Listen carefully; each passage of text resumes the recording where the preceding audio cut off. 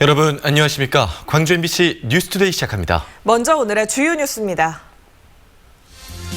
새벽부터 광주 전남에서 첫눈이 내리고 있습니다. 아침 최저기온도 영하권으로 떨어져 출근길 차량 운행하는 데 주의가 필요합니다. 광주의 코로나 신규 확진자가 이틀 연속 두 자릿수를 기록하는 등 코로나 확산세가 여전히 계속되고 있습니다. 광주시는 심야 시간대 일부 시설의 운영 제한을 강화했습니다. 고병원성 AI 조류 인플루엔자가 전남 지역에서 빠른 속도로 확산하고 있습니다. 전국의 AI 발생지 12곳 가운데 절반이 전남에 몰려있는 것으로 나타났습니다. 전남대학교 방송국에서 5.18 민주화운동 관련 자료가 발견돼 5.18 진상규명위원회가 본격적으로 조사에 나섰습니다. 어젯밤부터 광주와 전남 일부 지역에 첫눈이 내리고 있습니다. 기온도 영하권으로 떨어져서 강추위가 예상되는데요. 취재 기자 연결해 봅니다. 송정근 기자, 바깥 날씨 얼마나 추운가요? 네, 오늘 출근하시기 전에 방한 준비 단단히 하고 나오셔야겠습니다. 저는 지금 두꺼운 외투에 장갑까지 끼고 있는데요. 살을 내는 듯한 추위가 느껴지고 있습니다. 여기에 바람까지 불고 있어 강한 추위가 몰려오는 게 느껴지고 있습니다. 일찍 출근길에 나선 시민들은 동장군의 위력을 실감하고 있습니다. 어젯밤부터 광주와 전남 일부 지역에 제법 많은 양의 눈이 내렸는데요. 지금까지 광주 광산구에 7.4cm, 장성 상무대에 5.1cm 등의 눈이 내렸습니다. 광주와 전남 4개 시군에는 대설주의보가 발효됐고 일부 서해안 지역에는 대설 예비특보가 발효 중에 있습니다. 기상청은 모레까지 우리 지역에 최대 30cm의 눈이 더 내릴 것으로 전망하고 있습니다. 이에 따라 광주시와 지자체는 밤사이 내린 눈을 치우기 위해 제설 작업을 진행하고 있는데요. 하지만 제설 작업이 어려운 이면도로 등에선 시민 여러분들은 운전과 보행을 조심하셔야겠습니다. 지금까지 광주 광천터미널 앞에서 MBC 뉴스 송정근입니다. 주말 휴일을 지나면서 광주 전남의 코로나19 확산세가 다시 심상치 않은 상황을 맞고 있습니다. 전국적으로 신규 코로나19 확진자가 1,000명이 넘어서는 역대 최대 규모로 쏟아지고 있는 가운데 광주시는 외부 유입 요인을 차단하고 지역에서의 확산세를 잡기 위해 주요 시설의 방역 수칙을 강화했습니다. 이기상 기자입니다. 화순에 위치한 요양병원이 동일 집단, 즉 코호트 격리 조치됐습니다. 이 병원에 근무하는 직원이 코로나 양성 판정을 받은 이후 의료진과 환자 등 300여 명에 대한 전수검사가 진행돼 병원 직원 1명이 추가로 확진됐습니다. 방역당국은 확진자가 머물던 병동의 출입을 통제하고 다른 병동의 환자는 이송 조치 등을 검토하고 있습니다. 부분적으로 지금 퇴원 가능한 사람들은 퇴원 저희가 자가격리식으로 그런 식으로 조치하고 있는 걸로 알고 있는데요. 광주의 한 초등학교에서도 확진자가 나와 학생과 교직원 등 400여 명을 대상으로 코로나 진단 검사가 진행됐습니다.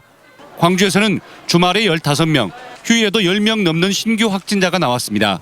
교회 등 종교시설을 중심으로 연쇄 감염 우려가 다시 높아진 상황이 됐고 한동안 잠잠했던 광주 교도소에서 수용자 6명이 추가로 양성 판정을 받으면서 방역 당국을 바짝 긴장시키고 있습니다. 광주시는 사회적 거리두기 2단계를 유지하면서도 15일 0시를 기해 심야 시간 시설 운영 제한을 확대했습니다. 유흥시설과 노래 연습장, 식당과 카페 등의 영업 제한 시작 시각을 기존 자정에서 밤 10시로 2시간 앞당기고 기존 제한에서는 빠져있던 목욕탕과 실내 체육시설도 밤 10시부터는 운영을 할 수 없게 됩니다. 특히 연말 연시를 앞두고 지역 간 교류나 사적인 모임이 빈번해지면서 방역당국은 다른 지역으로부터의 바이러스 유입을 막기 위해서 터미널과 역에 대한 방역 조치도 강화했습니다. 전문 인력을 추가 배치해 증상이 있는 분들의 상담과 진단 검사 조치 등이 가능토록 하고 승객 발열 검사를 한층 강화해서 코로나19 유입을 선제적으로 차단하겠습니다. 국내 코로나 확진자 규모가 연일 최고치를 갈아치우고 강도 높은 사회적 거리두기가 임박한 가운데 가족과 이웃의 안전을 지키기 위한 멈춤의 시간이 어느 때보다 중요해졌습니다. MBC 뉴스 이계상입니다. 전남 지역 모든 요양시설 종사자들에 대해 코로나19 전수검사가 실시됩니다. 전라남도는 오늘부터 도내 622개 요양시설에서 근무 중인 종사자 2만 1,000여 명을 대상으로 전수검사를 실시해 확진자가 발생할 경우 해당 시설은 즉시 동일 집단 격리, 코호트 조치한다고 밝혔습니다. 검사는 시군 보건소 직원들이 요양시설을 직접 방문해 검체를 채취한 뒤 민간 기관에 의뢰하는 방식입니다. 앞서 전라남도는 지난 10월에도 감염 취약시설인 요양기관과 장애인 복지시설을 대상으로 전수검사를 벌여 전원 음성 판정을 받은 바 있습니다. 고병원성 조류 인플루엔자의 확산세도 누그러지지 않고 있습니다. 영암 유경오리 농장 2곳에서 고병원성 AI가 추가로 확진돼 일주일여 만에 6곳으로 번져나갔습니다. 김양훈 기자가 취재했습니다. 전남 영암의 한 오리 농장 길목이 차단돼 있습니다. 방역복을 입은 축산당국 관계자들이 농장 주변을 분주하게 오갑니다. 영암의 유경오리 농장 2곳에서 고병원성 조류 인플루엔자가 검출됐기 때문입니다. 방역당국은 2개 농장의 오리 5만 마리를 살처분하고 사람과 차량 통행을 전면 통제하고 있습니다. 또 농장과 반경 3km 이내에 있는 3개 농장의 오리와 닭 14만 7천 마리도 예방적 살처분할 예정입니다. 예, 발생 농장으로부터 3km 농장이 3개 농장이 있어요. 오리 농장 하나, 닭 농장 2개. 내일 살처분 완료할 거고요. 또 반경 10km 내 가금 농장에 대한 30일간 이동 제한과 AI 일제 검사를 실시하는 한편 영암 지역 모든 가금 농장에 대해서도 일주일 동안 이동 제한 조치가 내려졌습니다. 전남에서는 지난 5일 영암에서 첫 고병원성 AI가 발생한 데 이어 8일 만에 6곳으로 확산됐습니다. 유경오리 농장은 물론 종오리 농장과 도축장까지 걷잡을 수 없이 번지고 있습니다. 전남 지역 살처분 규모는 2017년의 경우 한 달 동안 40개 농가 81만 2천 마리였는데 올해는 이미 100만 마리를 넘어섰습니다.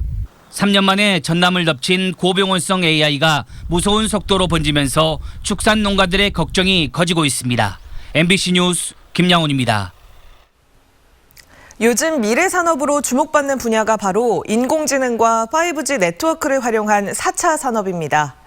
순천시가 내년도 자볼드 개건에 맞춰 기초지방자치단체로는 처음으로 4차 산업혁명 박람회를 열 계획인데요. 차질 없는 예산 확보와 관련 산업 육성이 관건입니다. 박민주 기자입니다. 호남권 첫 직업체험센터인 자볼드. 내년 5월 개관을 목표로 공사가 한창입니다. 바로 옆으로는 4차 산업 클러스터 부지가 조성되고 있습니다. 이곳에서 내년 자볼드 개관에 맞춰 4차 산업혁명 박람회가 열립니다. 박람회는 인공지능 AI와 5G 네트워크, e스포츠 등 4차 산업혁명 콘텐츠가 펼쳐지는 장으로 만들 계획입니다. 순천시는 기초자치단체에서는 처음으로 4차 산업혁명 박람회를 열게 됐다며 지원조례 제정과 TF팀 구성으로 속도를 내고 있습니다. 드론 박람회, 로봇 박람회 이렇게 개별적인 박람회는 많이 하는데요. 그 4차 산업이라는 전체적인 주제를 가지고 하는 박람회는 이제 순천시가 처음이고요. 관건은 28억 원에 이르는 박람회 예산의 차질 없는 확보. 전체 예산 가운데 국비와 도비, 도교육청 예산이 절반 이상을 차지하기 때문입니다. 국비 4억 원은 정부 예산안에 반영됐지만 지자체 중심의 박람회를 중앙정부와 연계할 수 있는 협력 체계도 필요한 상황입니다. 연간 산업 육성도 앞으로 풀어야 할 과제입니다. 가장 중요한 것은 저희가 이제 클러스터 단지를 조성을 하고 또 많은 사업들이 여기 집중되어 있기 때문에 그 사업이 일회성 사업으로 끝나지 않고 계속 이어갈 수 있도록 저희가 계속 함께 이제 지켜보는 거 가장 큰 숙제라고 생각을 합니다. 4차 산업혁명의 정보통신 콘텐츠를 활용한 지방정부의 박람회 시도. 박람회가 지역의 새로운 미래산업 클러스터 구축으로 이어질지가 앞으로 관건입니다. MBC 뉴스 박민주입니다. 빗그림 산업단지에 청정 대기산업 집적화단지를 조성하는 사업이 내년부터 본격적으로 추진됩니다. 광주시는 내년 환경부 본 예산에 대기산업 클러스터 부지 매입비와 공사비 등 146억 원을 확보해 사업을 본격화할 계획이라고 밝혔습니다. 이에 앞서 정부 3차 추경에서 관련 사업 설계비 20억 원이 이미 확보됐고 기본 실시 설계 사업자 선정 절차가 순조롭게 진행되고 있습니다. 환경부는 그린 뉴딜 사업의 하나로 2022년까지 빗그린 산단 3만여 제곱미터 부지에 450억 원을 투입해 청정 대기산업 클러스터를 조성할 계획입니다.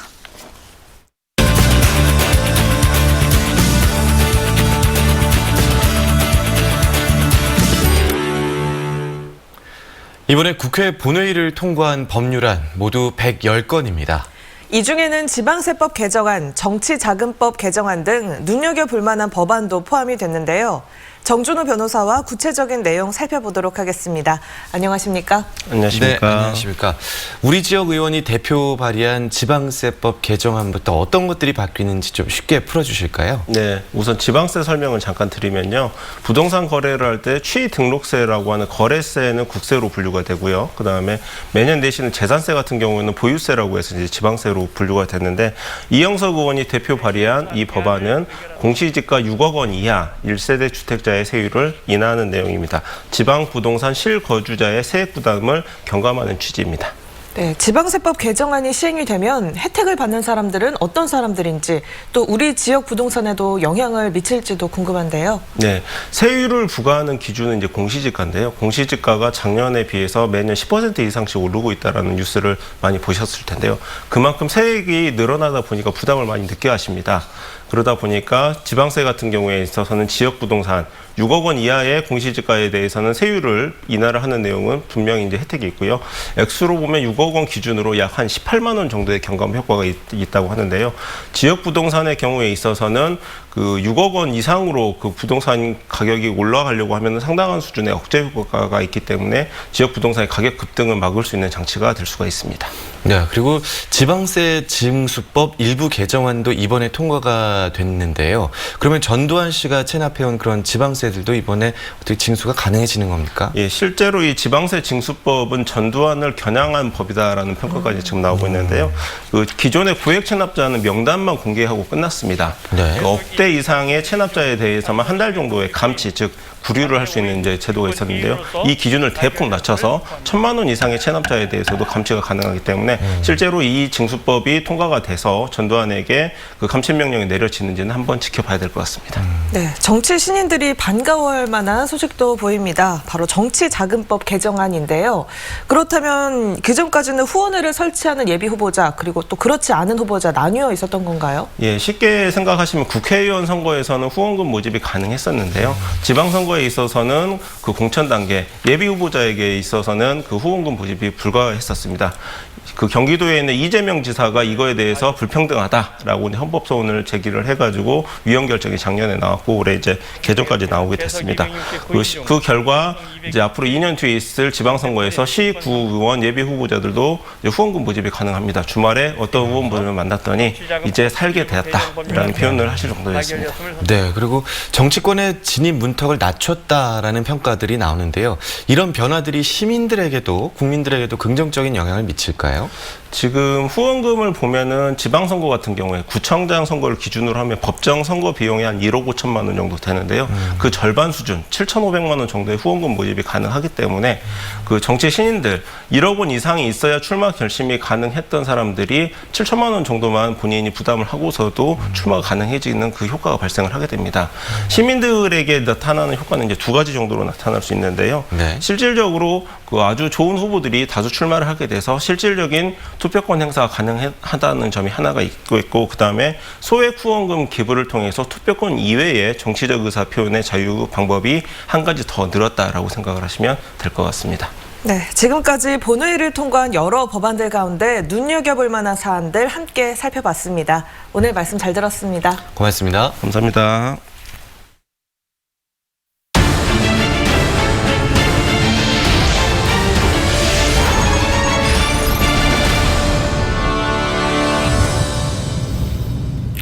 한국수력원자력 한빛원자력본부가 변압기 정비를 마치고 3호기 발전을 다시 시작했습니다. 한빛 3호기는 발전소 외부에 설치된 변압기에서 이상 현상이 발생해 전기 공급을 줄이려 지난달 24일부터 출력을 낮추는 간발 운행에 들어갔습니다. 3호기 원자로는 정상 가동 중이고 오늘 오전 10시를 기해 전 출력에 도달할 것으로 알려졌습니다. 집합 금지 명령을 어기고 임시총회를 연 아파트 재개발 조합 관계자들이 벌금형을 선고받았습니다. 광주지법 형사 4단독 판사는 감염병 예방과 관리에 관한 법률 위반 혐의로 재판에 넘겨진 재개발 조합 대의원 32살 A씨와 59살 B씨에게 각각 벌금 150만 원씩을 선고했습니다. 이들은 지난 4월 코로나19 확산으로 주택정비사업 관련 총회를 금지한다는 공문을 받고도 130명이 모이는 임시총회를 개최한 혐의로 기소됐습니다. 광주시가 하수처리장 입찰 비리와 관련해 대기업을 상대로 제기한 손해배상 소송에서 1, 2심 모두 승소했습니다. 광주고법 민사 2부는 원고인 광주시와 피고인 대림산업의 항소를 모두 기각하고 대림산업이 광주시에 68억 원을 배상해야 한다는 1심 판결을 인용했다고 밝혔습니다. 재판부는 하수처리장 입찰 비리와 관련한 대림산업의 배상 책임 비율을 70%로 제한하고 손해배상액을 산정한 1심 판단은 적정하다고 판시했습니다.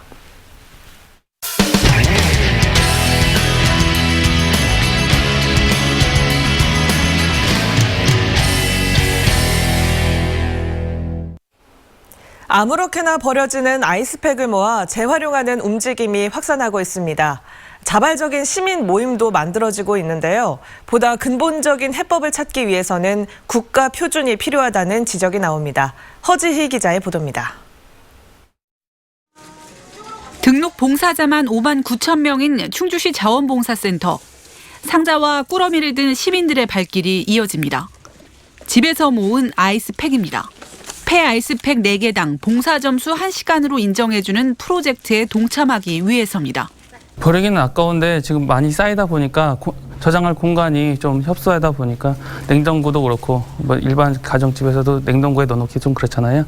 2주 동안 한시적인 프로젝트지만 시작 이틀 만에 인근 군부대에서도 참여 의사를 밝히는 등 벌써 아이스팩 수백 개가 모였습니다. 참 고민이 엄청 됐어요.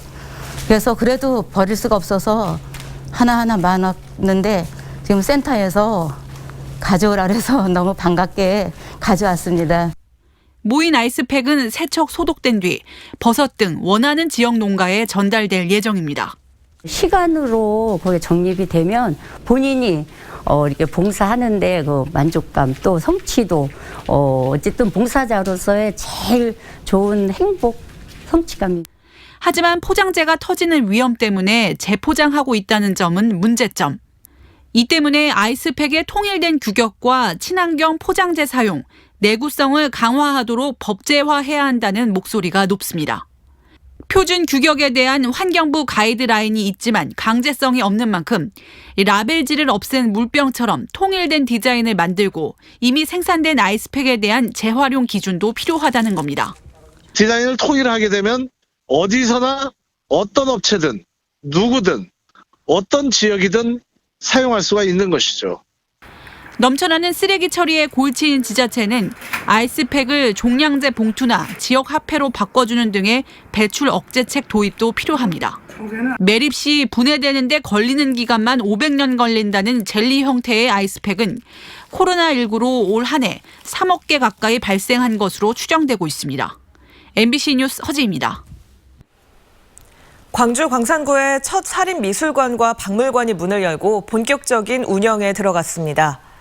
광주 보문고등학교 초입에 3개층 300평 규모로 자리를 잡은 동국미술관과 박물관은 개관을 기념해 미디어 아트를 감상할 수 있는 특별전, 동국 빛이 내린다를 비롯해 목각탱화와 꼭두 등 다양한 볼거리의 기획 전시를 함께 선보이고 있습니다.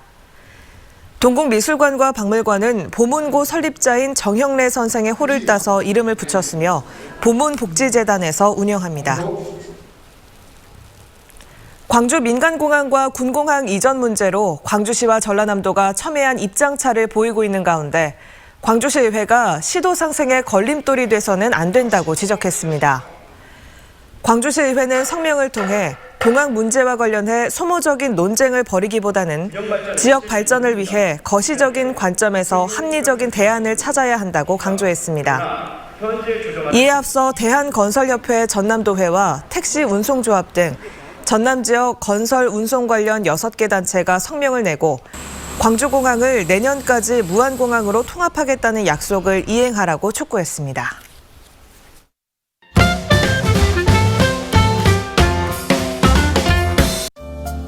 이번 연말과 연시는 해넘이 해맞이를 집에서 해야겠습니다.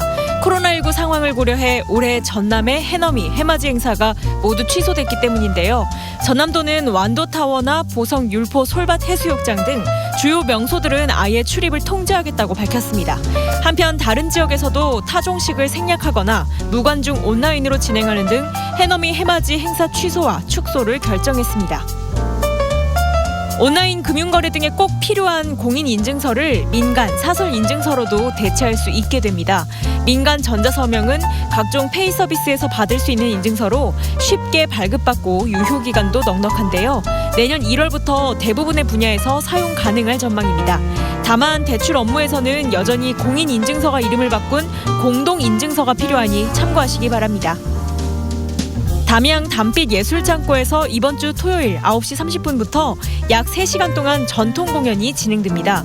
극단 아띠가 가족마당극 한석봉 장원급제 햇소로 무대를 열고 타 퍼포먼스, 전통무 등이 이어지는데요. 따로 사전 예약을 할 필요는 없고 야외 무대로 오시면 공연을 볼 수 있습니다.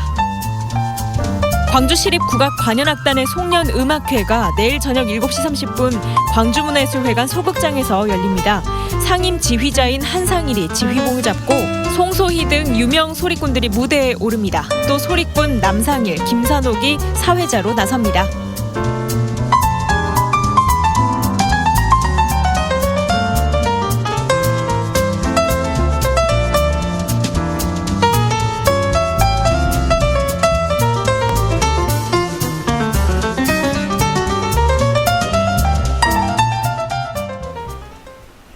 어제 첫눈이 내렸죠. 오늘과 내일은 더 많은 눈이 내릴 것으로 예상돼서 미리 대비하셔야겠습니다.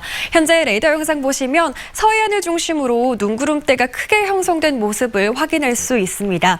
내일까지 광주와 전남 지역에는 5에서 20cm가량의 눈이 내려 쌓이겠고요. 서해안을 중심으로는 30cm 이상의 큰 눈이 내릴 가능성이 높습니다. 많은 눈이 예보되면서 광주를 중심으로는 대설주의보가 발효 중인 상태고요. 해안 지역을 중심으로는 강풍주의보도 함께 발효 중인 상태입니다. 서해안을 중심으로는 초속 9에서 14m 안팎의 강한 바람이 불 것으로 예상됩니다. 시설물 관리 잘 하셔야겠습니다.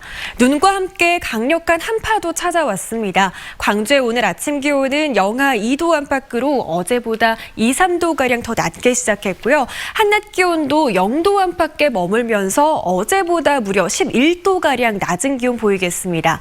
모레인 수요일까지도 종일 영하권 추위가 이어지면서 강력한 추위가 이어질 전망입니다. 현재 대부분 지역에서 영하권의 날씨 보이고 있습니다. 한낮 기온도 0도 안팎에 그치면서 종일 춥겠습니다. 영암에서 현재 영하 2.6도의 기온 보이고 있고요. 낮 기온도 1도에 머물겠습니다. 곡성에서는 영하 4도 안팎의 매우 추운 날씨 보이고 있습니다. 바다의 물결은 최고 4m에서 5m로 매우 거세게 일겠습니다. 수요일까지도 눈이 이어질 가능성이 있겠고요. 눈이 그친 이후로는 다시 기온이 점차 오르면서 때이른 추위는 물러가겠습니다. 날씨 정보였습니다. 이상으로 광주 MBC 뉴스투데이를 마칩니다. 함께해 주신 여러분 고맙습니다.